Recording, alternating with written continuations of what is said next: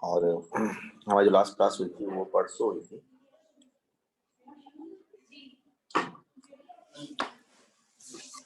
सबसे पहले तो मैं आपको ये बताता हूँ कि हमने लास्ट क्लास में जो है वो क्या डिस्कस किया था।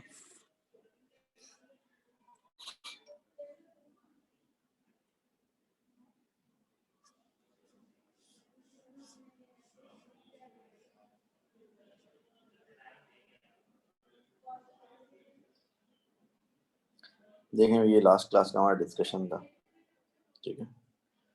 लास्ट क्लास का हमारा डिस्कशन था जिसमें हमने उससे लास्ट क्लास जो थी उसमें विस्कस ड्रैग पे बात की थी। फिर लास्ट क्लास में हमने अब थ्रस्ट पे बात की थी। तो हमने डिस्कस किया था कि अब थ्रस्ट क्या होता है। अब थ्रस्ट वो अपवर्ड रिजल्टेंट फोर्स होती है जो कि एक सॉलिड एक्सपीरियंस करता है जब उसको आप किसी फ्लूइड के अंदर सबमर्ज करते हैं।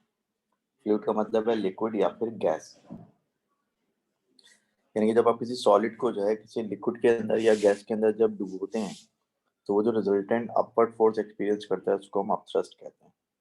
और उसका रीज़न क्या होता है? रीज़न ये होता है कि जब आप किसी लिक्विड में या फ्लूइड में किसी सॉलिड को डुबोएंगे तो सॉलिड के ऊपर वाली सरफेस पे जो प्रेशर लगेगा वो कम लगेगा और नीचे वाली सरफेस पे जो प्रेशर है वो ज़्यादा लगेगा, क्योंकि ज़्यादा गहराई में ज़्यादा डेप्थ पे प्रेशर ज़्यादा होता है।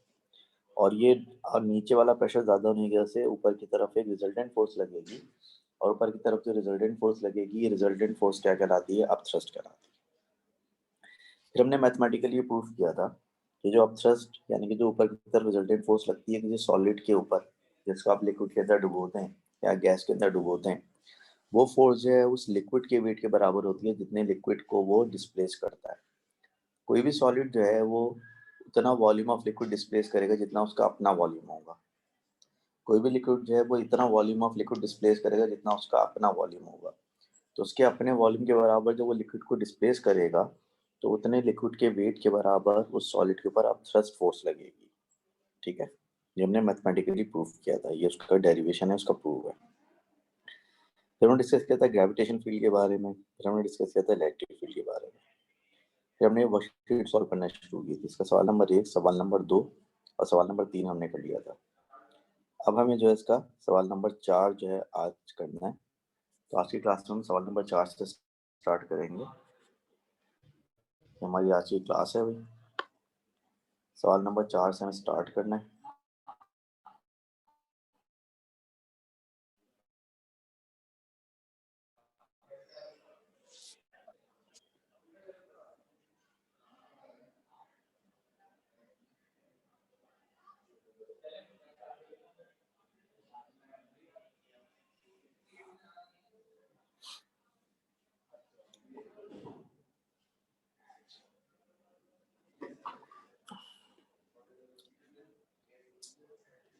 यहाँ से हमें स्टार्ट करना है, नहीं यहाँ से स्टार्ट करना है, सवाल नंबर 4 से, दैट इज सवाल नंबर 4, ठीक है भाई। सवाल नंबर 4 में कह रहे हैं the diagram shows a block of copper suspended in water. एक कॉपर के ब्लॉक को आपने पानी में डुबो दिया।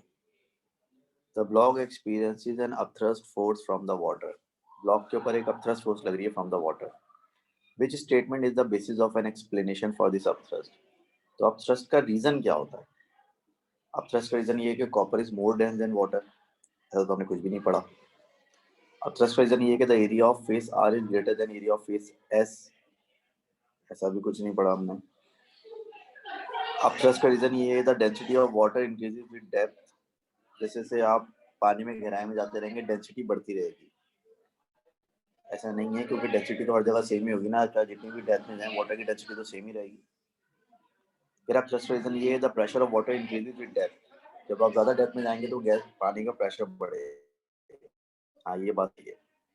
आप जितनी डेप्थ में जाएंगे प्रेशर ऑफ वाटर इतना बढ़ेगा जिसकी वजह से नीचे वाले सरफेस पे ज़्यादा प्रेशर लगेगा, ऊपर वाली सरफेस पे कम प्रेशर लगेगा और उसकी वजह से अपथ्रस्ट जो है प्रोड्यूस होगी। तो अपथ्रस्ट का जो लॉजिकल रीजन बनता है वो ऑप्शन डी बनता है, ठीक है। अपथ्रस्ट का जो लॉजिकल रीजन बनता है वो ऑप्शन डी बनता है, ठीक है। उसका दिक्कत है sphere is release from the rest in a viscous fluid. Graph represent the variation with time t of the acceleration of a of the sphere. लेकिन जब आप एक विस्कस फ्लूइड में किसी सॉलिड को गिराते हैं तो विस्कस फ्लूइड में उसके ऊपर बिल्कुल वैसे ही होता है जैसे एयर रेजिस्टेंस में होता था। जब आप एयर में जिसको गिराते थे तो शुरू में उसका एक्सीलरेशन मैक्सिमम हो जाता है 9.8 मीटर पर सेकंड स्क्वायर। लेकिन जैसे जैसे वो एयर में नीचे गिरता रहता था वैसे वैसे उसका एक्सीलरेशन क्या होता रहता था, डिक्रीज होता रहता था। तो यहाँ पर भी वही होगा, आपको वो ग्राफ ढूंढना है जिसमें शुरू में एक्सीलरेशन मैक्सिमम हो और आखिर में एक्सीलरेशन कम होते होते जो जीरो हो जाए। तो देखें ए में तो एक्सीलरेशन स्टार्ट ही जीरो से हो रहा है, बी में भी एक्सीलरेशन जीरो से स्टार्ट हो रहा है, सी में भी एक्सीलरेशन जीरो से स्टार्ट हो रहा है, लेकिन डी में देखें एक्सीलरेशन मैक्सिमम से स्टार्ट हो रहा है और मैक्सिमम से आहिस्ता आहिस्ता एक्सीलरेशन कहाँ क्या होता जा रहा है, जीरो की तरफ जा रहा है। लिहाजा आपका आंसर जो क्या हो जाएगा, आपका आंसर डी हो जाएगा। हाँ ये छोड़ा सी। जी भाई क्या हुआ, क्या कह रहे हैं?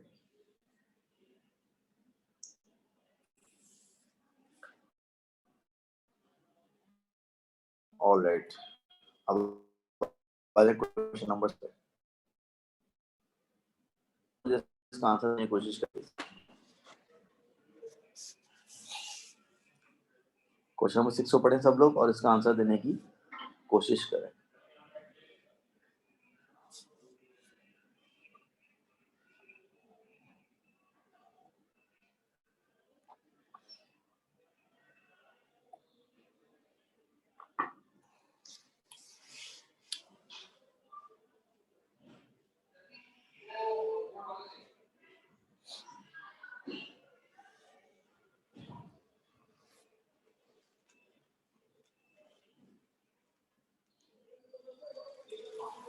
हाँ बिल्कुल समझ में आ रहा है पढ़ के ये?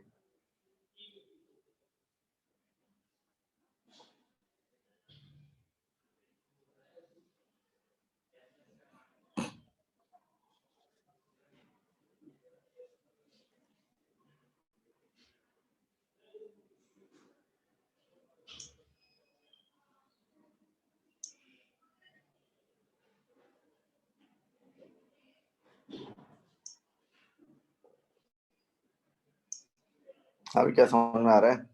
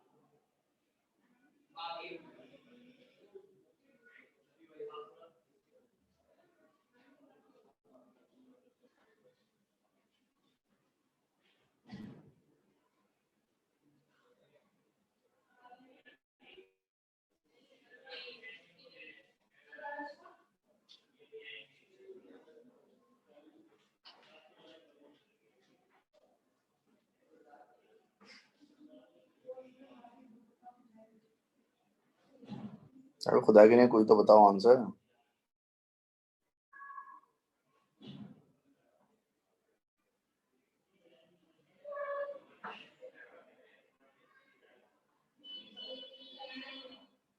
सर बी लग रहा है। बी लग रहा है।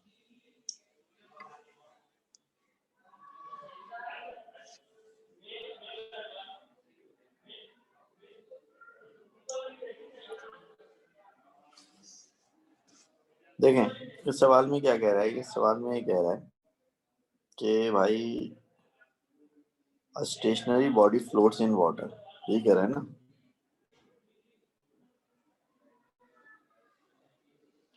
आपको वो स्क्रीन नजर आ रही है मेरी?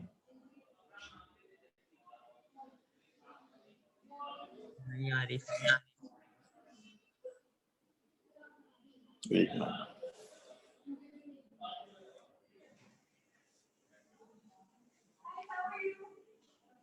अब नजर आ रही है स्क्रीन? कह रहा है stationary body floats in water, ठीक है, which is statement about the forces acting on the body is correct. The gravitational force is equal to viscous force.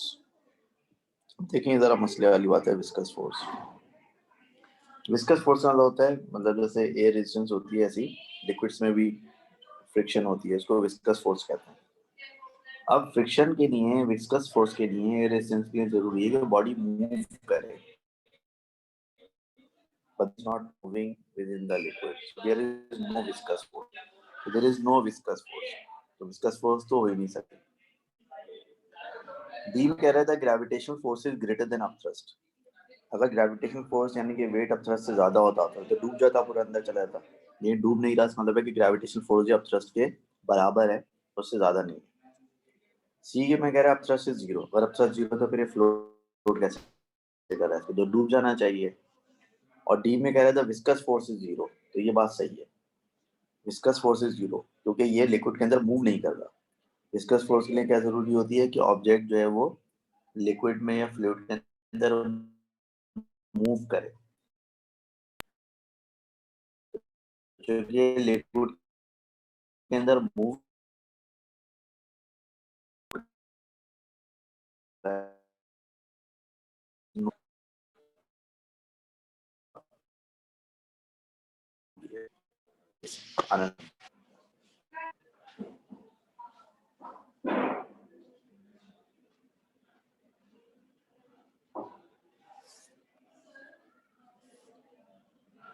आवाज नहीं आई आप लोगों ने? सर बीच बीच में कट रही है हल्की हल्की. वो कनेक्टिविटी का इशू होगा, इंटरनेट तक होता ना, पाकिस्तानी इंटरनेट है भाई.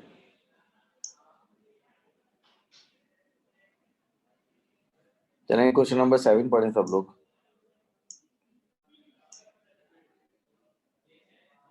सर मुझे एक बात कंफर्म करनी है कि जब फ्लोट कर रहा होता है तब ग्रेविटेशनल फोर्स अपथ्रस्ट की इक्वल होती है.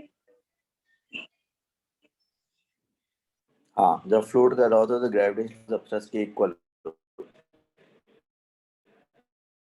और जब सर वो मतलब नीचे डूब रहा हो तो वेट अपथ्रस्ट से ज्यादा होता है. जब डूब रहा होता है ना तो वेट अपथ्रस्ट से ज्यादा होता है, और जब फ्लोट कर रहा होता है तो अपथ्रस्ट वेट के बराबर होता है.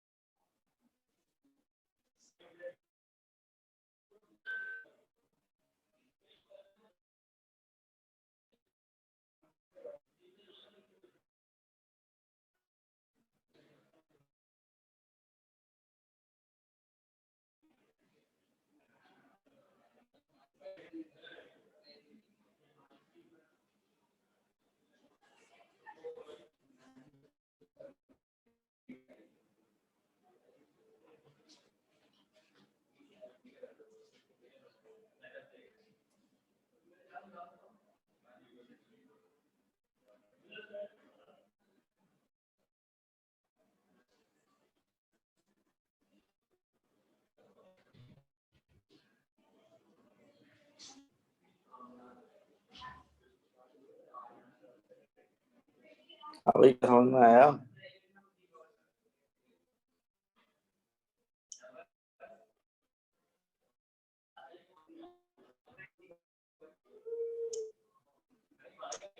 The diagram, which diagram best shows the forces acting on a ball falling at a constant velocity. ये कीवर्ड है सवाल के अंदर, कांस्टेंट वेलोसिटी. अगर कोई ऑब्जेक्ट कांस्टेंट वेलोसिटी से गिर रहा है तो उसका क्या मतलब है कि डाउनवर्ड फोर्स और अपवर्ड फोर्सेस इक्वल होनी चाहिए. ये मतलब हुआ ना भाई. अगर कोई ऑब्जेक्ट कांस्टेंट वेलोसिटी से गिर रहा है तो उसका मतलब ये बनता है कि उस पर लगने वाली अपवर्ड फोर्सेस और डाउनवर्ड फोर्सेस बराबर होनी चाहिए. अब डायग्राम ए में एक अपवर्ड फोर्स है अपथ्रस्ट और एक है विस्कस ड्रैग. इन दोनों को मिलाएं तो डाउनवर्ड फोर्स वेट से ज्यादा बनती है. ये ठीक है ना, दोनों एरो को मैं जोड़ दूं एक साथ, दोनों एरो मिलकर इस एरो से ज्यादा बड़े होंगे. यहाँ पर विस्कस ड्रैग को इसने वेट के बराबर दिखाया हुआ है, अपथ्रस्ट को दिखाया ही नहीं इसने. अपथ्रस्ट भी तो होना चाहिए यहाँ पर. सी में से सिर्फ अपथ्रस्ट को दिखाया है, लेकिन इसने विस्कस ड्रैग को नहीं दिखाया. और डी में अगर आप देखें तो विस्कस ड्रैग ऊपर की तरफ, अपथ्रस्ट ऊपर की तरफ. इन दोनों एरो को अगर आप आपस में जोड़ें तो ये दोनों एरो मिलकर जो है बराबर हो जाएंगे. तो यहाँ पर फोर्सेस बैलेंस्ड हैं, यहाँ पर जो है कांस्टेंट वेलोसिटी पॉसिबल है, तो लिहाजा हमारा आंसर क्या हो जाएगा? हमारा आंसर डी हो जाएगा. ठीक है जी. क्वेश्चन नंबर 8 आपको ओ लेवल्स का सवाल है। सेंटर ऑफ ग्रेविटी किसे कहते थे आप सेंटर ऑफ ग्रेविटी किसे कहते थे याद है? सेंटर ऑफ ग्रेविटी उस पॉइंट को कहते थे जहाँ पर ऑब्जेक्ट का सारा वेट हम कंसीडर करते थे कि लग रहा है। तो वो पॉइंट जहाँ पर सारा वेट जो है कंसीडर किया जाता है कि लग रहा है, तो ऐसा कहाँ लिखा हुआ है? ऐसा बी में लिखा हुआ है, the point at which the weight of the object may be considered to act. यानी कि वो पॉइंट जहाँ पर हम कंसीडर करते हैं कि बॉडी का सारा वेट जो है, उस पॉइंट को हम क्या कहते हैं? Centre of gravity. हमारा आंसर क्या हो जाएगा? बी हो जाएगा। ठीक है जी, ये हमारी ये वर्कशीट जो है माशाल्लाह से कंप्लीट हो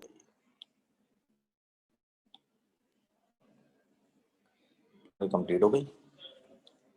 अब ऐसा है कि हम आगे की तरफ चलते हैं।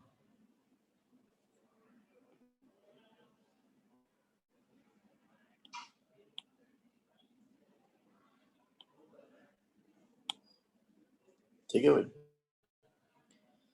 अब अपने नेक्स्ट टॉपिक की तरफ चलते हैं इसी चैप्टर के। अब हमारा अगला टॉपिक जो चैप्टर में है वो विचार है क्या है।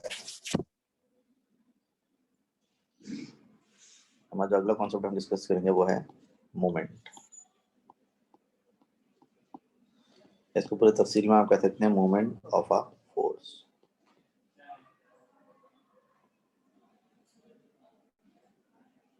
ठीक है, मोमेंट या फिर मोमेंट ऑफ अ फोर्स। ठीक है, ये हमारा जो है भाई टॉपिक है।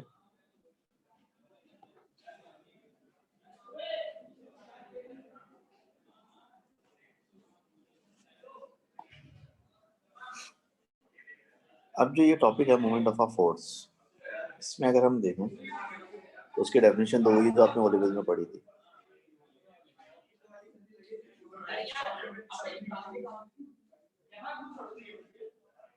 मोमेंट बराबर होता है किसके? मोमेंट बराबर होता है फोर्स मल्टीप्लाई बाय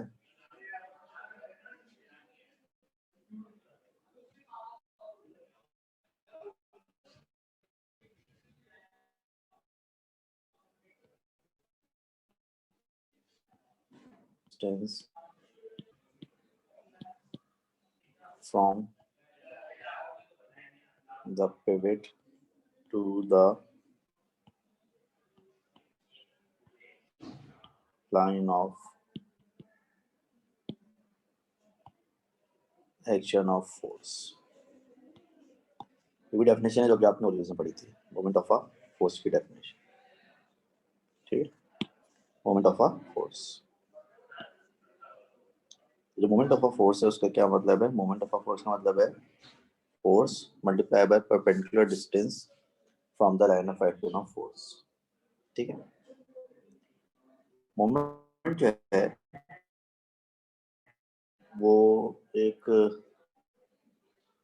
इसका अगर हम फॉर्मूला लिखें तो फॉर्मूला क्या बनेगा? इसका फॉर्मूला बनेगा कि मोमेंट यानी कि एम बराबर है फोर्स मल्टीप्लाई बाय डिस्टेंस के, परपेंडिकुलर डिस्टेंस के। इसकी जो एसआई यूनिट बनेगी वो क्या बनेगी? फोर्स को न्यूटन में नापते हैं और डिस्टेंस को मीटर में नापते हैं। इसकी एसआई यूनिट हो जाएगी न्यूटन मीटर। और इसके अलावा जो मोमेंट जो है वो क्या है? मोमेंट जो है वो एक वेक्टर क्वांटिटी।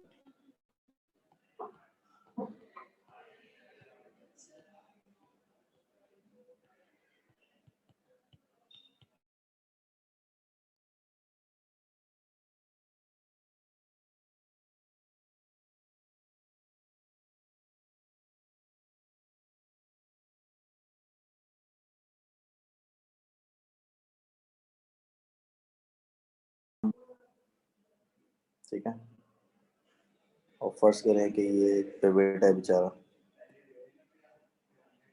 पिवट है। अब फर्ज करें कि यहाँ पर अगर हम एक फोर्स लगाते हैं, ठीक है, हमने एक फोर्स लगाई और ये फोर्स कितनी है? एफ। अब पिवट से लेकर और इस फोर्स तक का जो परपेंडिकुलर डिस्टेंस है, ठीक है, पिवट से लेकर फोर्स तक का जो परपेंडिकुलर डिस्टेंस है,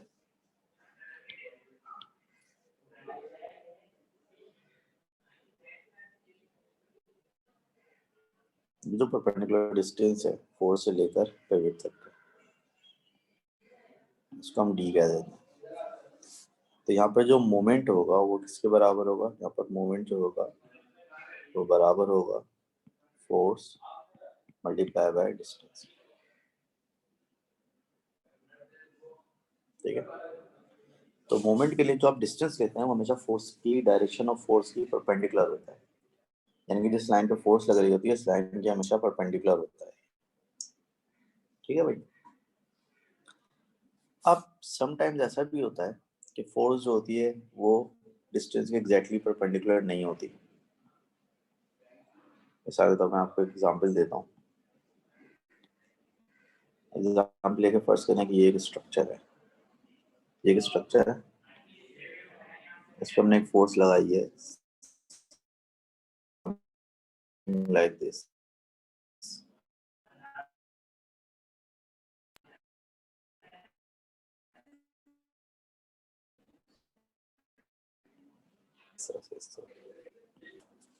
फोर्स लगा दी और ये हमारा पिवट है बेचारा। ठीक है, ये हमारा पिवट है। अब अगर आप पिवट से डिस्टेंस लेते हैं, ये पिवट से आप डिस्टेंस ले रहे हैं, तो अगर आप पिवट से डिस्टेंस लेंगे तो डिस्टेंस जो है फोर्स के परपेंडिकुलर नहीं होगा। देखिए एंगल जो है 90 डिग्री नहीं बन रहा। यहाँ पर फिर हम क्या करेंगे कि अगर फोर्स डिस्टेंस के परपेंडिकुलर ना हो तो फिर हम ये करेंगे कि फिर हम बनाएंगे फोर्स के कंपोनेंट्स। यानी कि एक कंपोनेंट तो फोर्स का ये बनेगा और एक कंपोनेंट जो फोर्स का बनेगा वो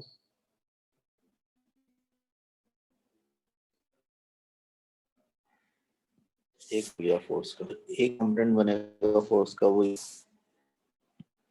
ठीक है, अब अगर फर्स्ट करें कि ये एंगल थीटा है तो जो फोर्स का ये वाला कंपोनेंट है ये क्या कहलाएगा, ये कहलाएगा एफ कॉस थीटा, और जो फोर्स का ये वाला कंपोनेंट है ये क्या कहलाएगा,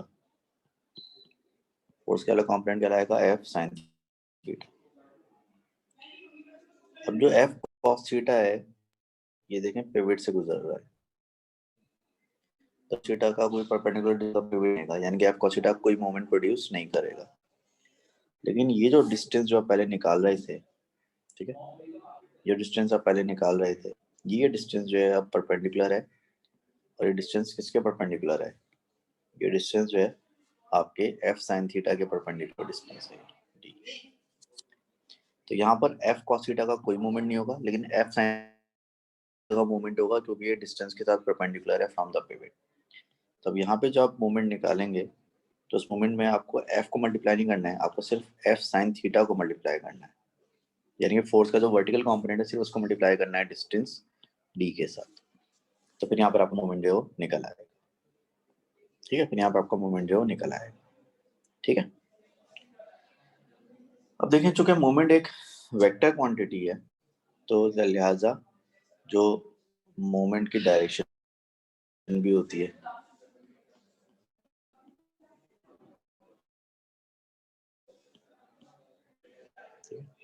क्योंकि मोमेंट एक वेक्टर क्वांटिटी है लिहाजा मोमेंट की एक डायरेक्शन भी होती है।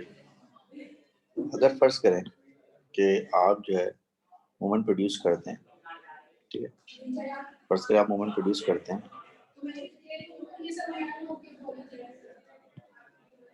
ठीक है, और आप जब मोमेंट प्रोड्यूस करते हैं वो आप ऐसे प्रोड्यूस करते हैं कि ये वाला मोमेंट जो है वो इस डायरेक्शन में और ये वाला जो मोमेंट है ये इस डायरेक्शन में। तो आप लेफ्ट वाली डायरेक्शन देखें तो ये डायरेक्शन बिल्कुल वैसी है जैसे घड़ी की सुइयां घूमती हैं, घड़ी की सुइयां इसी डायरेक्शन में घूमती है ना। तो ऐसे अगर कोई चीज रोटेट करेगी तो ये क्या कहलाएगा, फिर ये कहलाएगा क्लॉकवाइज मोमेंट। और जो मैंने दूसरा एरो बनाया है ये डायरेक्शन ऑफ जो घड़ी की सुइयों की डायरेक्शन होती है इसकी ऑपोजिट डायरेक्शन, तो ये क्या कहलाएगा, ये कहलाएगा एंटी क्लॉकवाइज मोमेंट।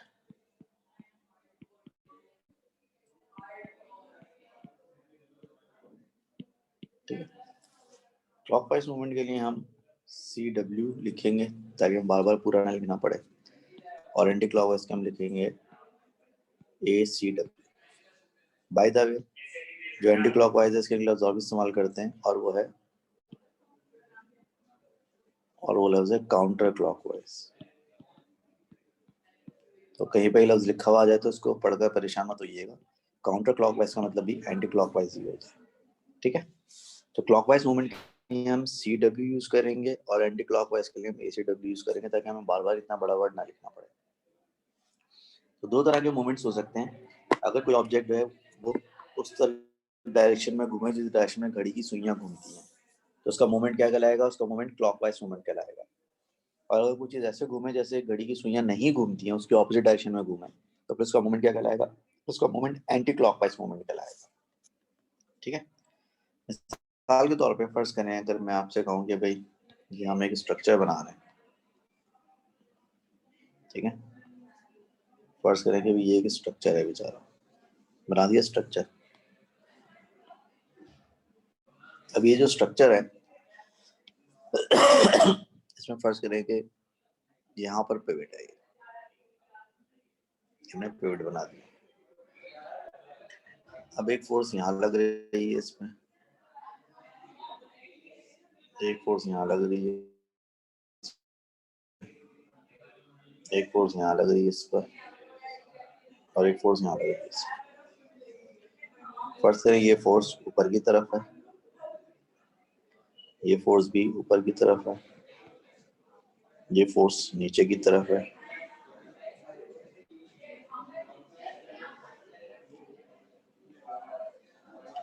और ये फोर्स जो है ये फोर्स भी नीचे की तरफ है, F4, ठीक है। तो अब जो F1 है, F1 इस ऑब्जेक्ट को कैसा घुमाने की कोशिश कर रही है? F1 इस ऑब्जेक्ट को ऐसा घुमाने की कोशिश कर रही है, इस तरह से। तो F1 का जो मोमेंट होगा कैसा होगा? एंटी क्लॉकवाइज होगा, क्योंकि F1 जो है इस ऑब्जेक्ट को, sorry not anti clockwise, F1 जो है इस ऑब्जेक्ट को क्लॉकवाइज घुमाने की कोशिश कर रही है, तो F1 का मोमेंट क्लॉकवाइज होगा। F2 ऑब्जेक्ट को ऐसे घुमाने की कोशिश कर रही है, तो ये कौन सा मोमेंट है? ये एंटी क्लॉकवाइज मोमेंट होगा, F2 का मोमेंट एंटी क्लॉकवाइज होगा। ऐसे F3 जो है वो उसको यूं घुमाने की कोशिश कर रही है, यानी कि क्लॉकवाइज, तो F3 का मूवमेंट कैसा हो जाएगा? F3 का मूवमेंट क्लॉकवाइज हो जाएगा। और F4 भी ऑब्जेक्ट को यूं घुमाने की कोशिश कर रही है, यानी कि F4 का मूवमेंट भी कैसा हो जाएगा? क्लॉकवाइज हो जाएगा। तो आपको हर डायग्राम में ये देखना होगा कि जिस फोर्स की हम बात कर रहे हैं वो फोर्स ऑब्जेक्ट को किस तरह रोटेट करने की कोशिश कर रहा है। वो फोर्स अगर ऑब्जेक्ट को क्लॉकवाइज घुमाने की कोशिश कर रहा है तो उस फोर्स का मूवमेंट क्या होगा? क्लॉकवाइज होगा। और वो ऑब्जेक्ट अगर वो फोर्स जो ऑब्जेक्ट को एंटी क्लॉकवाइज डायरेक्शन में घुमाने की कोशिश करे तो उस फोर्स का मूवमेंट जो है फिर वो एंटी क्लॉकवाइज मूवमेंट होगा। तो आपको हमेशा ये देखना होगा कि पिवट कहाँ पर है और फोर्स की वजह से वो ऑब्जेक्ट कैसा घूमेगा। पिवट को देखें, फिर फोर्स को देखें और ये इमेजिन करें कि ये फोर्स ऑब्जेक्ट को कैसा घुमाएगी। तो अगर वो फोर्स जो है ऑब्जेक्ट को क्लॉकवाइज डायरेक्शन में घुमाएगी तो इसका मतलब ये कि उस फोर्स का मूवमेंट क्लॉकवाइज मूवमेंट होगा। अगर वो फोर्स जो ऑब्जेक्ट को एंटी क्लॉकवाइज डायरेक्शन में घुमाने की कोशिश कर रही तो फिर उस फोर्स का मूवमेंट क्या होगा? फिर इस फोर्स का मूवमेंट एंटी, ठीक है। फॉर एग्जांपल अगर सर मैं आपसे अगर कहूँ, पिवट सेंटर में हो एक या एग्जांपल, साइड में हो तो उससे फर्क पड़ता है? किस तरह का फर्क? मतलब सर फोर्स के मतलब ऊपर, फर्क से क्या मुराद है तुम्हारा? मतलब सर बिल्कुल जो फर्क मोमेंट पड़ेगा। प्रोड्यूस अगर होगा उस पिवट पे को, कोई फर्क पड़ेगा? हाँ बिल्कुल फर्क पड़ेगा, क्योंकि पिवट तो डिपेंड कर रहा है distance between pivot and force पे डिपेंड कर रहा है ना मोमेंट। तो अगर पिवट को आप इधर उधर करेंगे तो उससे डिस्टेंस चेंज होगा, डिस्टेंस चेंज होगा तो उससे मोमेंट भी चेंज होगा, फिर जाएगा। ओके। मिसाल के तौर पे फर्ज करें कि अगर मेरे पास एक स्ट्रक्चर है लाइक दिस,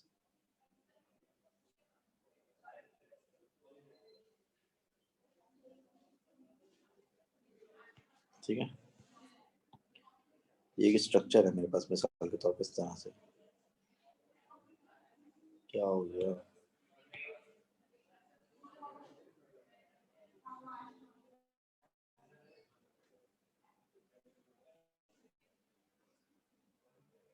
ठीक है, ये स्ट्रक्चर फर्ज करें यहाँ पर पिवट है, ये पॉइंट क्या है?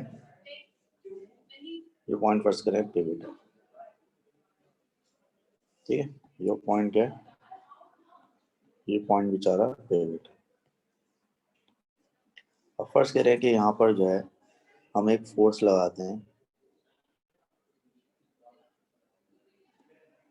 इस डायरेक्शन में, और ये फोर्स है लेट से 20 न्यूटन की फोर्स है, ठीक है।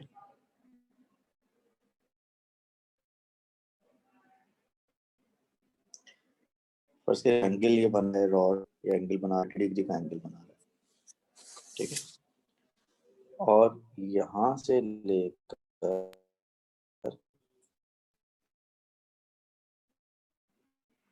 और लेंथ यहाँ से लेकर यहाँ तक जो लेंथ ऑफ रॉड है वो हमें गिवन है, और फर्स्ट करें वो लेंथ है 3.0 मीटर की लेंथ, ठीक है। तो इस डायग्राम में आपको मूवमेंट बताना है कितना होगा, और ये बताना है कि मूवमेंट क्लॉकवाइज या फिर एंटी क्लॉकवाइज। अब मसला ये है कि इस डायग्राम में जो आपको फोर्स दी हुई है, इस डायग्राम में फोर्स आपको 20 न्यूटन की दी हुई है, लेकिन जो डिस्टेंस आपको दिया हुआ है 3 मीटर, क्या वो उस फोर्स से परपेंडिकुलर है? नहीं है। आपको डिस्टेंस ऐसे चाहिए था जो कि फोर्स के परपेंडिकुलर हो। तो देखिए ये आपकी line of action of force है। अगर आप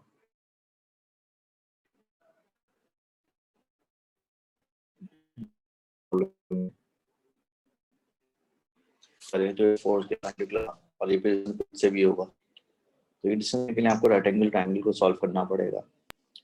राइट एंगल ट्रायंगल क्या बन रही है? ये राइट एंगल ट्रायंगल बन रही है भैया आपकी, ठीक है। आपकी राइट एंगल ट्रायंगल बन रही है, ये एंगल कितना है आपका? 30 डिग्री है। ये साइड कितनी है आपकी? 3.0 मीटर है, और ये साइड आपको चाहिए। तो बेसिकली राइट एंगल ट्रायंगल का हाइपोटेन्यूज आपको गिवन है और परपेंडिकुलर आपको चाहिए।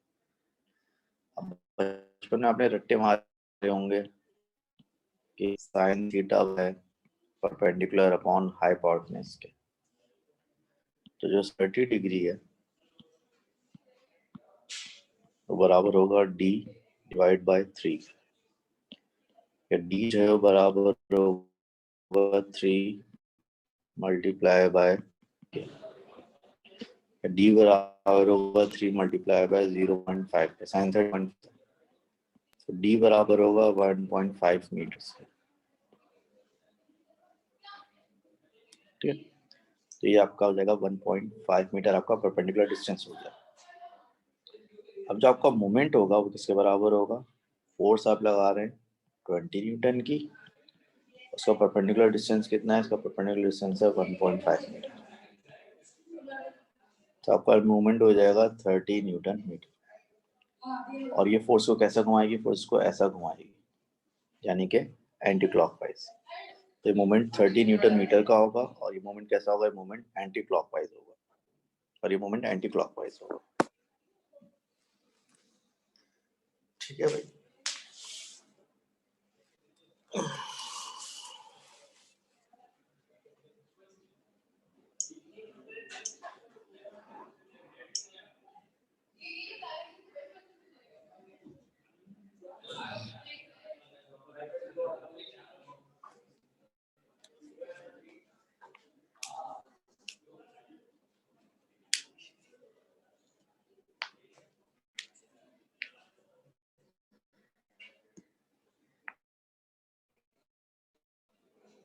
ठीक है भाई, इस तरह से हम इसको कैलकुलेट किया जाता है।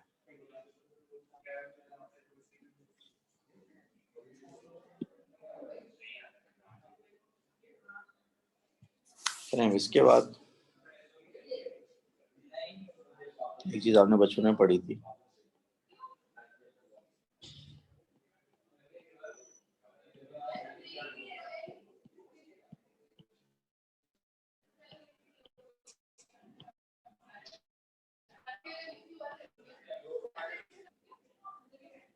ठीक है। ये चीज आप लोगों ने बचपन में पढ़ी थी, इसे कहते थे principle of moments. Principle moments क्या कहता था कि फॉर एन ऑब्जेक्ट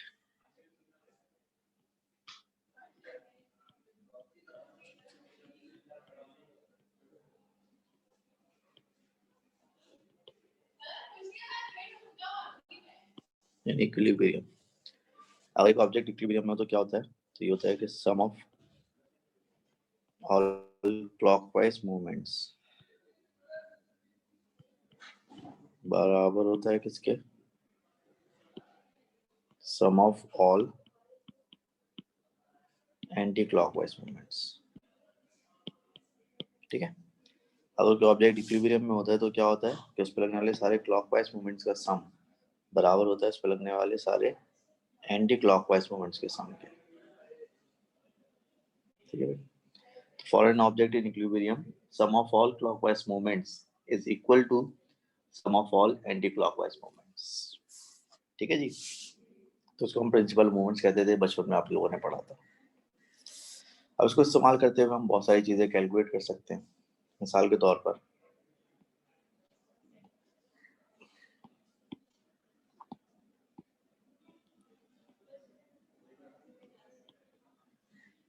साल तो अगर मैं आपसे कहूँगी भी देखें ये एक स्ट्रक्चर है बेचारा, ठीक है, यहाँ से इसको हमने पिवट किया है। जो पॉइंट है ये पॉइंट क्या चीज़ है, ये पॉइंट यहाँ पर पिवट है। ठीक है, यहाँ पर इसका वेट है जो कि डाउनवर्ड लग रहा है, सही है, फर्स्ट करेंगे 70 न्यूटन और यहाँ पर एक फोर्स लग रही है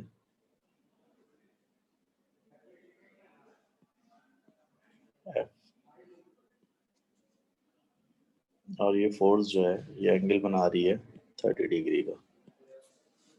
ठीक है, अब ये जो डिस्टेंस है आपका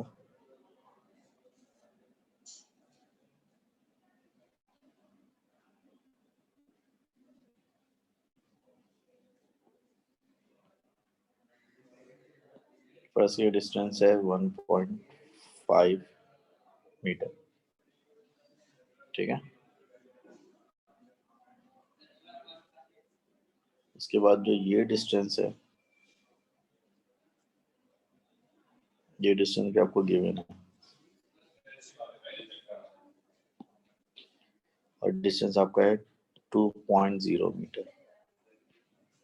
ठीक है, तो आपको ये मालूम करना है जो फोर्स F है ये कितनी लग रही है। ये सिस्टम इक्विलिब्रियम में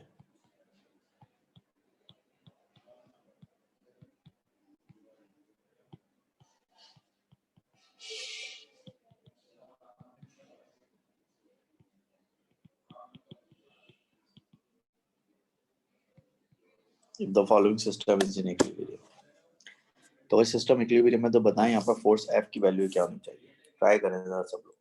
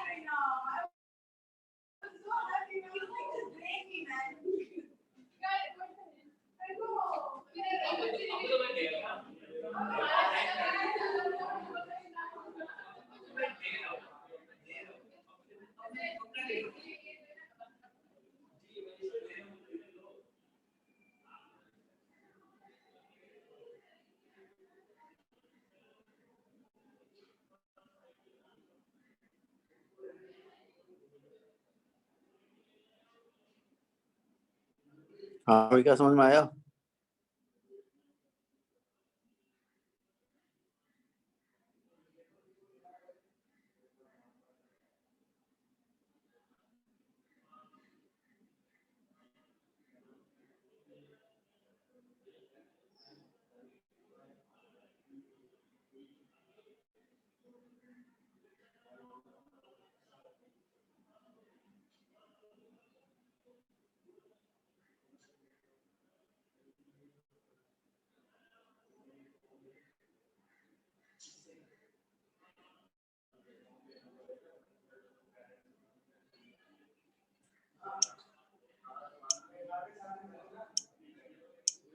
ऑलराइट, कुछ लोग आंसर आ रहा है 15, कुछ का 210, कुछ का 34.6, किसी का 30, किसी का 24, किसी का 60।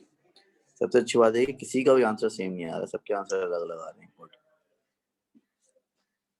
देखें भाई, प्रॉब्लम ये है कि एफ जो है वो उसका डिस्टेंस पिवट से जो है वो नहीं आएगा परपेंडिकुलर, तो एफ के कंपोनेंट बनाने पड़ेंगे आपको। तो एफ का तो ये कंपोनेंट ये बनेगा, लेकिन प्रॉब्लम ये कंपोनेंट पिवट से गुजर रहा है। देखें इसकी जो लाइन है पिवट से गुजर रही है, तो ये कंपोनेंट हमारे लिए बेकार है। लेकिन जो एफ का ये वाला कंपोनेंट है ना, ये हमारे काम का, ठीक है। एफ का ये वाला कंपोनेंट हमारे काम का है भाई।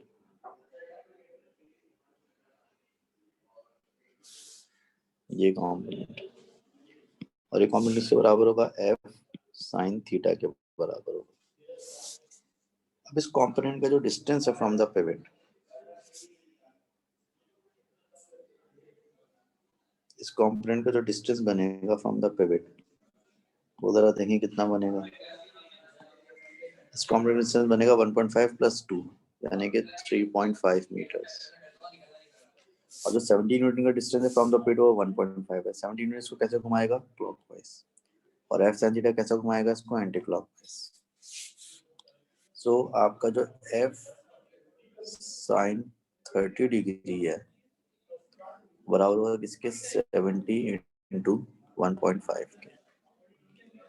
तो एफ बराबर होगा 70 इंटू 1.5 डिवाइडेड बाय साइन 30। तो इसका आंसर मतलब 210 न्यूटन आएगा शायद। मेरे ख्याल में इसका आंसर 210 न्यूटन आएगा शायद। सर तो हमने डिस्टेंस क्यों नहीं लिया? हाँ हाँ भाई, गलती हो गई भाई, गलती हो गई यार, सॉरी। डिस्टेंस मैं मिस कर दिया। ये बनेगा 930 बाय डिस्टेंस 3.5 बराबर होगा 7। तो ये हो जाएगा 71.5। ये हो जाएगा 7 इंटू 1.5 इंटू 3. ये दो अब क्या आ रहा है आंसर?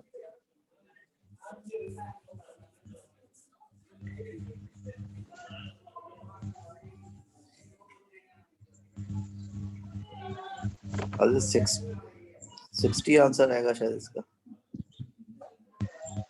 चेक करना, कैलकुलेटर वगैरह चलाना आता है तुम लोगों को? तो 60 आंसर आ रहा है इसका।